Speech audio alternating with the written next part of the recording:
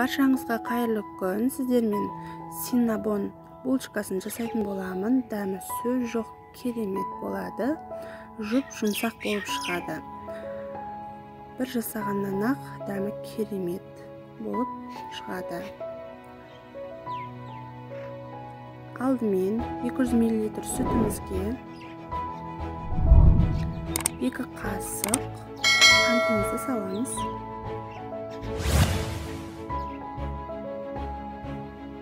Бір қасық дрожжині саламыз.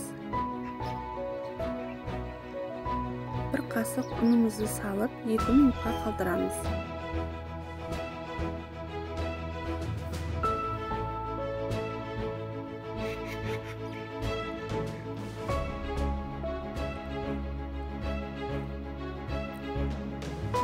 Грамм қантымызды саламыз, бір жұмыртқамызды саламыз, жақсылап араластырамыз. Енді біртіндеп ұнымызды салып отырамыз. Ұнымыз бізде 450 грамм қостым. Себебі менде қамыры өте жұмсақ болады. Оған 50 грамм майымызды салып араластырамыз. Менде жұмсақ қамыр пайда болады. 1 сағатқа қалдырып күтеміз. Міне қамыр өте жұмсақ. Менде осыны жаямыз.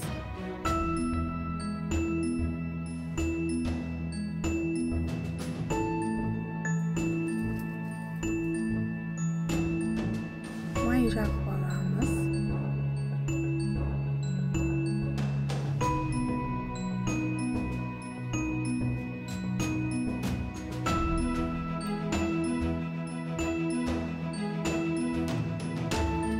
Грамм қантымызға осындай корица салдым. 2 қасық корица салып араластырамыз.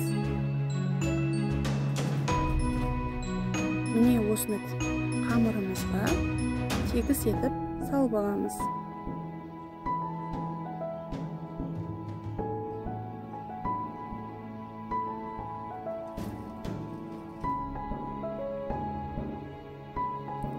Дәл видеодағыдай етіп ораймыз. Менде қамыры өте жұмсақ, себебі піскен кезде өте жұмсақ болып көтеріліп піседі. Осындай бөліктерге бөліп аламыз.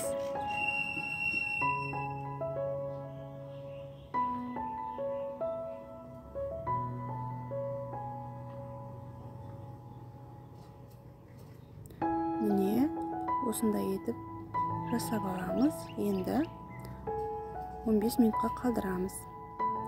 Помадкасына творожный сыр пайдаландым. Оған 100 грамм сахарный пудра қосып араластырамыз.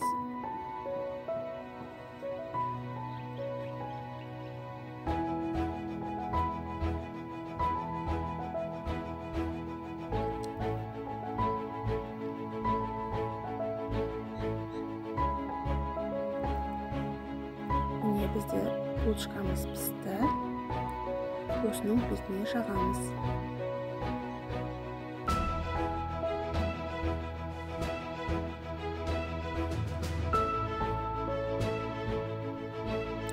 Қаласаңыздар, менің панчотортымдағы сметана мен сахарный пудра екеуін араластырып жақсаңыздар да болады. Ол да керемет дәмді болады.